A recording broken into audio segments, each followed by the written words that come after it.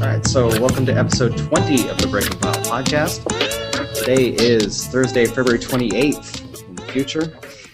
I'm Stephen Hamblin, postdoc at the University of New South Wales in Sydney, Australia. And we've got the usual suspects here, so we'll start with Morgan. Hi, I'm Morgan Jackson. I'm a PhD student in entomology at the University of Guelph in Ontario, Canada. Hi, I'm Rafael Maya, PhD student at Integrated Bioscience, University of Akron. Hi, I'm Tom Housley. I'm a PhD student in evolutionary biology at the University of Stirling in Scotland. Well, hey, this is important because we're getting all kinds of crap because we don't introduce ourselves, so, I don't know. Yeah, we got to be more professional people. No giggling, and having fun. There is a high standard to this podcast. Oh, yeah. Okay. We have to clean up our frat boy image. If you have no idea what I'm talking about, check out the comments to episode 19. But we should introduce the disembodied voice to the left here, who's our special guest for today, and that's Jon Tennant. So, yeah, hi, my name's John, and I'm a PhD student at Imperial College in London, and my research focuses on vertebrate macroevolution during the Mesozoic. So dinosaurs, marine reptiles, squamates, mammals, anything with 4 flippers or 4 feet. Cool. Yeah, well, thanks for inviting me on today. Well, no, thanks for joining us. So, why don't you tell us a little bit about your research, what you're doing, and we'll jump off from there. Okay, so what I'm looking at is how tetrapods, so that's anything with the 4 feet or 4 flippers thing, how they evolved over a particular period in time. And I've chosen the Jurassic-Cretaceous boundary because way back when, in the 1980s, people thought it was some kind of mass extinction boundary, but then it got downgraded once new data sets came out to just just a normal extinction, so only half of life on Earth going extinct. So no big deal. But then recently it's become quite apparent that our view of the fossil record in terms of biodiversity and extinction is quite skewed by the biases of the fossil record, so the way in which we've sampled it and the way in which the geological conditions have left the biology for us to kind of pick apart. And there's been hints in a couple of groups like sauropod dinosaurs that there was actually a pretty hefty extinction, and it might be worth kind of upgrading to a mass extinction again, where a mass extinction is defined as 75% of life on Earth going extinct.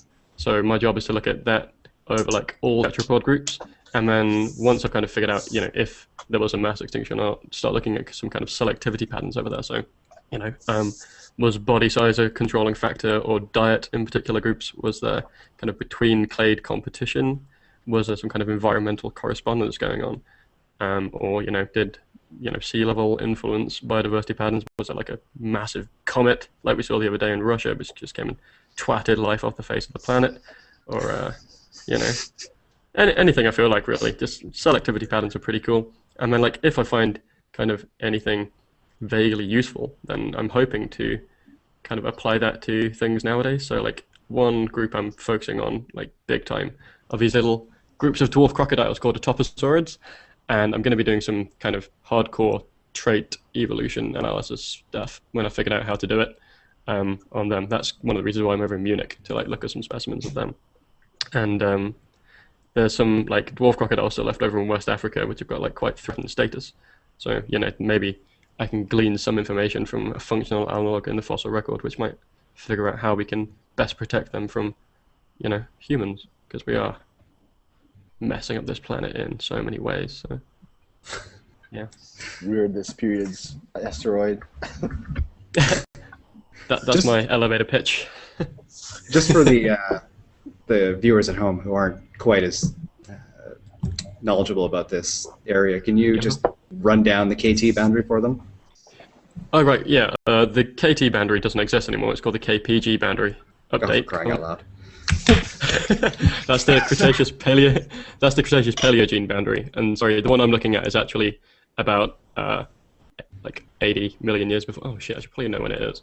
Yeah, it's a lot before that. So the Cretaceous Paleogene boundary is at the end of the Mesozoic period, and the one I'm looking at is the Jurassic-Cretaceous boundary. So it's 150 million years ago. The Cretaceous Paleogene was 65 million years ago, and that's one which wiped out over non-avian dinosaurs and all the other not very interesting groups like them.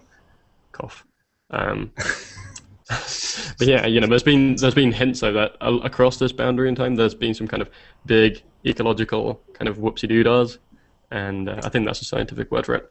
And yeah, my job's to investigate them, but on a larger scale and a smaller scale at the same time, and over a broader spectrum that's been done before. So yeah. So how do you do that? I wave a magic wand and see what happens. At the moment, there's this really cool online database called the Paleobiology Database, and it's a crowdsourced thing. So you have to be a qualified uploader to be part of it. So you got be doing a PhD and know a bit about paleontology. But what you do is you use all the literature that's ever been made to compile a taxonomic occurrence database. So whenever a fossil has been collected in space and time, you put it into this database, as well as any evolutionary opinions on that to how it's related to all the other organisms ever. And it's a pretty hefty database. There's over 1.2 million specimen occurrences at the moment, and the entire dinosaur record is uploaded in there, as well as things like crocodiles and squamates are already done, largely during the Cretaceous. So I'm kind of filling in the gaps what other people have missed out and doing it for a more broad level of group. So at the moment I'm pretty much just a data minion, just sitting at my desk all day, reading paper after paper after paper and uploading it into this database. But when I've done that for the entire Jurassic period, so only 80 million years in time, no big deal. Then I can start looking at what happened running up to the boundary and what happened after, and start really kind of digging into the meat of this stuff. So I've just about today I just finished turtles, so I'm gonna extract that in the future and then start playing around with that and seeing what I can come up with. So just to be absolutely clear, you don't have an Indiana Jones hat, and you're not out dusting off fossils with a tiny little brush? Unfortunately, not yet anyway. No, that's the American paleontologists you're thinking of. British ones actually do useful things. So that's the realms of science. All right. I think we just started a nice transatlantic war there. Come the second wave of trolls now. If you're an American paleontologist who would like to reply to John, please contact us at breakingbile@gmail.com. So we have Bug Girl joining us late in the podcast here, but that's all right. She's always late. A good addition, I was going to say. So it's at the Jurassic-Cretaceous boundary. So the Mesozoic era is divided into the Triassic, Jurassic, and Cretaceous. So it's a bit deceptive because all of the dinosaurs you see in Jurassic Park, which everyone kind of knows about, are all Cretaceous, apart from Brachiosaurus. So that's one of the bazillion flaws with that film, which you could probably dedicate a series of podcasts to. Yeah, well, don't even get me started on the entomological problems with it. Oh no. Yeah, but nobody really cares about them when there's a T-Rex. Oh! Talking dinosaur smack! All right, I'm just gonna let John and Bug go at it, and I'll be over there. No, I'm good. I'm good. I've just had a whole lot of chocolate, so I'm very mellow. I can. The bugs are actually quite cool for that, because when it first came out, there weren't any actual blood-sucking insects known from the Mesozoic, and I don't think amber was even known from that time either. The oldest amber we had was from the Neogene, so just after the Cretaceous, the Baltic amber. But then since Jurassic Park actually came, 95. Oh dear. I'm not that old. Hey! Oh, jeez. Right? Sorry to interrupt. Continue. Monkey boy. Yeah, but since then they've found since then they've actually found these kind of blood-sucking bugs with massive chompers, jaws from James Bond or something, which can actually, people have actually looked at and could probably actually bite through dinosaur skin. So it is actually possible. And they found amber from the way back when as well. So at some point in time, we might actually find an amber preserved specimen which has been chomping on a dino. So I got to ask, since we have a paleontologist on, this is the burning question. T-Rex, feathers or no? No. Maybe No? the juveniles? No. There's a lot of unconstrained hype about what may or may not have had feathers, not thinking about it in a functional manner. So feathers, the hypothesis why feathers originated is for display or for warmth or something like that. But in the lineage in which the biggest dinosaur has been found, it's not related to T-Rex. That's what's it called? Eutyrannus or something. Oh wait, that might be related then. Actually, probably thinking about the name, can't remember. But yeah, there's actually been no evidence found yet with T-Rex with feathers, and the climate at which it lived in probably meant that it didn't need feathers to stay warm. But its young may have had it in some kind of weird neomorphic kind of state. But I don't think it did. I'd rather remain conservative and preserve the big badass T-Rex rather than the fluffy little squeaky T-Rex. I think it's a pretty bold statement to be making that it did. Well, I've seen. If you think about it in a functional sense. I have seen people make it. I mean, partially based on relationships with close cousins, as it were. I don't know about the status of the theropod tree at the moment, but I like to think about it more in a functional sense. Feathers originated for a reason, and it seems like T-Rex probably didn't need them for those reasons. Raphael, it could just be a product of the taphonomy of the region. Why? So the way in which where T-Rex is found is preserved. Why it's not showing them? I mean, it could have them, but I just rather think that it didn't, based on functional uses for feathers, or at least as far as I'm aware. I don't know. You just mentioned there that feathers may have originated for display, and there was a review by, was it Robert Nell last year I think, on sexual selection in dinosaurs. I don't know if you read that. And sexual selection. Okay, there's a problem initially with determining any kind of ecological thing like that in the past, and that we can only ever speculate on what things were used for. Because we can never actually see, so we can infer based on modern analogues or the extent phylogenetic bracket approach. But actually saying this structure had this function is actually quite difficult. So that's why, feathers are quite still contentious about what their actual function was. The understanding of how the color has evolved in them has kind of lent a bit more weight to the display side of things, as if you've got pretty feathers, then you're more likely to attract a mate. But I genuinely don't know enough to talk about how sexual selection works in this way. I imagine bigger, brighter feathers, you've probably got more chance of getting laid. But I don't really know that Seems much. about right. is the main thing just looking back in the fossil record and trying to find evidence of sexual dimorphism in the feathers then? Well, the problem with the sexual dimorphism is that, unless you've got a really big sample, unless you've got a really big sample, it can be easily misconstrued as intra-species difference, ontogeny, or just a different species entirely. So any structure can be contentious in that kind of way. And I think the only really rigorous example of sexual dimorphism in the fossil record is in the femur of some little crappy stegosaur from Tanzania, where they had there's a massive bone bed and there's all these femurs all over the place, and if you run a kind of discriminant analysis, then two different morphotypes come out about the shape of the head of the femur. If you have a bigger femoral head, then you can probably have more muscle attachments there, so you can probably carry more weight around the kind of hip region. And if you're a quadrupedal beastie, then that's quite useful if you've got to carry eggs and stuff. So the function kind of works and the statistics say it's good.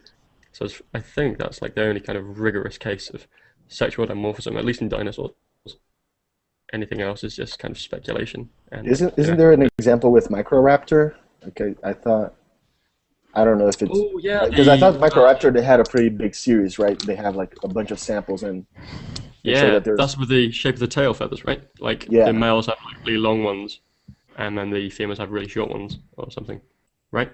Yeah. Yeah. But it's also Yeah, one of okay. those things because they have a bunch of samples, and some of them have short tail, some of them have long tail. So probably those are male, and probably those are females. But yeah. So John, Yo. you were saying earlier that well, not your words, but you're a connoisseur of interesting dinosaur sex trivia that you have ready to share with us. Sort of, but yeah. Okay, that's Look, a new one. Look, I gotta ask. I was getting strange looks earlier in the coffee shop, just like reading up on this stuff. I gotta ask. I remember as a kid, I was one of those kids who read about dinosaurs. I don't remember Jack now, but I was all fascinated. But I remember even as a 10 or 12-year-old kid reading these and thinking, so ankylosaurs, how does that work? Yeah. Well, imagine if you're like a stegosaur. That's even worse. You've got like massive spikes on the end of your tail. You try and go doggy, you're gonna die. So. Yeah.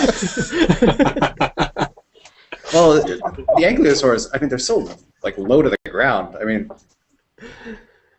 there seems to be. I feel like I just walked into the boys' clubhouse. No, but it's actually quite important because it involves aspects of bioengineering and functional anatomy to actually figure out how this stuff works. Yeah, I agree. It's just it was not something I spent a lot of time thinking about when I was learning about dinosaurs. Really? And I find it hilarious that of the other people here, all of whom happen to be male, you did. Huh. Either that, just not phased by it. It's like, yeah, Dinosaur Sex. Psh, talk about it 10 times a day.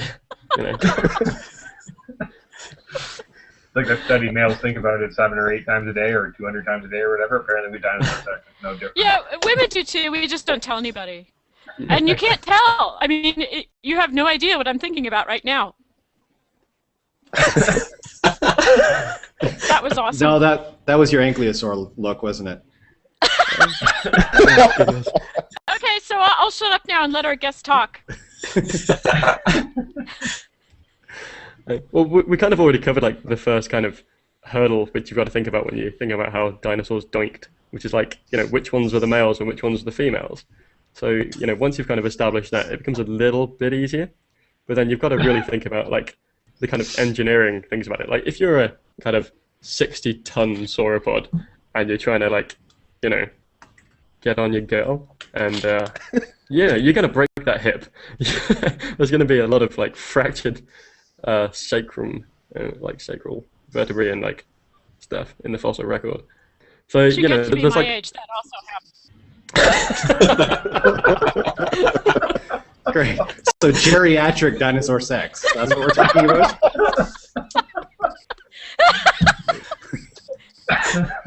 That's where we're going. But okay. Yeah, sorry, shutting up again now. Okay. There's actually quite a lot of thought which has gone into it. Like Brian Zvitek, the dinosaur guy, dinosaur writer, he wrote an entire series on how dinosaurs had sex for Valentine's Day last year, last year.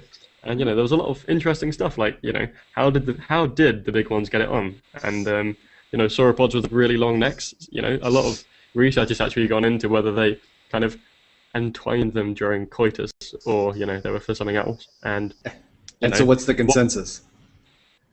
Well, if I was competing for a female, it wouldn't be my neck I was worried about growing.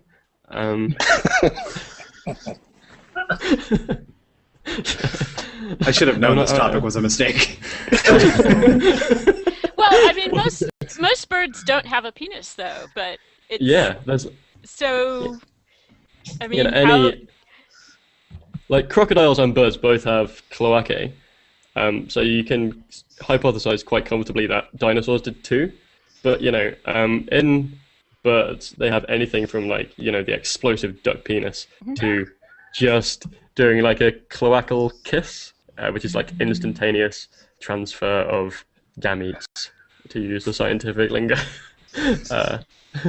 Oh, come on, you totally did that in college, Morgan. You can't fool us.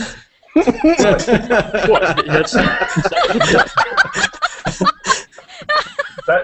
a very loaded statement there. I'm not really sure where that was going, but if you're meaning YouTubing duck explosion penis, then yeah. The other things, not so much. Yeah, no. I mean, like, yeah, so the point is that there's like huge diversity just in Yes. extant dinosaurs. So when we're extrapolating that back to like the 2,000 or so species that were over there with a much more diverse range of body plans, at most we can't really say much. There was a study recently which looked at, they tried to kind of extrapolate the size of dinosaur dongs from crocodiles. I don't know if you guys saw like the Daily Mail take of it, but someone estimated that if you had the largest dinosaur and used the largest possible kind of range of what its wang could possibly be, then it would be 12 foot long. So the headline in the Daily Mail the next day was, T-Rex had a 12-foot penis, and T-Rex is only like 20 feet long, so you imagine that thing wandering around the Mesozoic, it ain't really gonna be good. That ain't a tail. Well, if it's internal, though, if it's internal like a duck piece, that's a duck piece, a duck penis, then that's totally possible. Have you ever tried to like evacuate a 20-foot long thing from your body? Well, now we're back to college, aren't we?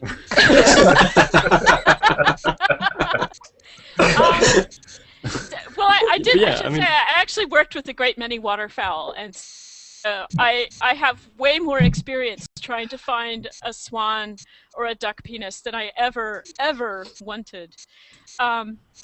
But they are incredibly long compared to body size, so I can totally see there being an internal. If you had that same thing, if it's internal and then it everts, it's kind of like a sock. You take off the sock, and it is. Oh, the imagery. You'll never look at laundry the same again. Oh my god. But no, I can see there being quite large organs. I just don't know. I mean, this gets back to I don't know if that's the sort of thing. It's soft tissue, so you'd have to get really lucky for that to fossilize. Yeah, well, Sure, it's not going to be fossilized. Well, hey, actually, speaking of that, there have been some organisms caught in the act in the fossil record. Yeah, it was like crocodiles, horseshoe crabs, which, they were just kind of having sex and then died and got preserved as such. Ultimate cock block. Yeah. So unless they were like really smart and kind of thought, people in a few hundred million years are going to see this, I want to die in like a way of just going to represent how my life was. I'll be the coolest. Go out in a blaze of glory. Pretty much. Yeah. The authors looked at like the duck penis or something and said, like, in the biggest dinosaur, if we scaled up from an extant dinosaur, what would the biggest wang be in the biggest dinosaur? And I think if you look at one of the ducks, then they've got the biggest penis for all vertebrates. So if you scale it to 100-foot long sauropod, you can end up with like a pretty big member. And I feel like the square cube law should apply there. Well, that mathematical relationship dictating why you can't just scale up an ant into an elephant. Oh yeah. It was a complete fail. I don't know exactly how the study went. I was too preoccupied with the Daily Mail's reporting of it because it was just brilliant. Just like the mental image of this 20-foot dinosaur going around with a 12-foot, thing, and it could have been prehensile too, like some kind of radar. Just using it to sweep aside trees. You laugh. Those exist. Just think about some of the dragonfly penises, right? They got little scoopers and. Yeah, but that's not 12 foot long. That would be one messed up When dragonfly. you had 6-foot dragonflies, just think about the size of that scooper. What happens if you give a dragonfly steroids? It dies.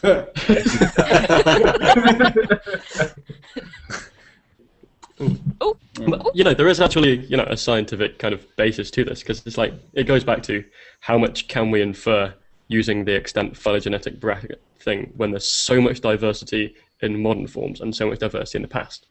So, like, any kind of associations we make are really tentative at best. And it's kind of a problem, because, like, when we're thinking about, like, the functional evolution of organisms, then you kind of want to know what you're talking about rather than just kind of speculating. And it's a big problem with paleontology, actually. You know, we like guessing. I mean, there's speculating like we talked about last week with Bigfoot, which is pretty much just possibly literally pulling stuff out of your ass, and then speculating, making an informed sort of guess about this is probably what happened based on this, and this. I mean, I think it's awesome. I love it. As an outsider to the whole thing. All right. Never mind. All right. Well, we've passed the time limit mark here, and already we should actually take a second though to mention, John, you have a podcast of your own, so now's a good time to plug that if you want. What's it? Yeah, we have a podcast called Paleocast, and it's just like where me and a couple of other guys, we interview, you know, actual proper researchers, unlike me, about their actual research, unlike the stuff I've done. And we kind of make like 40-minute to hour-long, interview-style presentations with usually with a lot less swearing because they keep me shutted up. So, and a lot less dinosaur penises too. This is a high proportion of dinosaur penis time usually for me. All right, and where can people find Paleocast? So like we're on Twitter as @Paleocast and on Facebook as facebook.com/Paleocast as well. And we do actually have one about, you know, traces in the fossil record coming out in a few days with Tony Martin, who you probably all know from the Twitterverse. I can't remember if he talks about dinosaur dicks though. That might be a bit beyond the scope. So you might be disappointed. That is my favorite sentence from all of this. Dinosaur dicks are out of scope. Oh, I wish I could use that as a tagline. All right. Well, Can you not? And why not? Because we already have a frat boy reputation here. Cement that, baby. All right. All right. Well, I'd like to thank you for coming on today, John. Thanks for having me. Yeah. Staying up late in Munich to chat with us. And if you guys want to find out more about the podcast, you can go to breakingbio.com, and you can find us on iTunes as Breaking Bio. So thanks for joining us for episode 20, and we'll see you guys next time. See ya. Bye.